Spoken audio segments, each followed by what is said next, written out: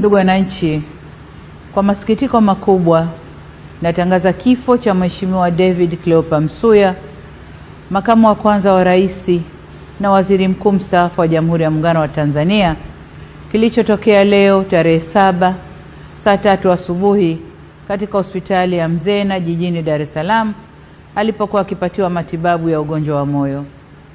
Hayati Cleopa David Msuya ameugua kwa muda mrefu na amekuwa akipatiwa matibabu ndani na nje ya nchi, ikiwemo katika hospitali ya moyo ya Jakaya Kikwete, hospitali ya Mzena na kule jijini London nchini Uingereza. Natoa pole kwa familia, ndugu, jamaa, marafiki na Watanzania wote kwa msiba huo mkubwa kwa taifa.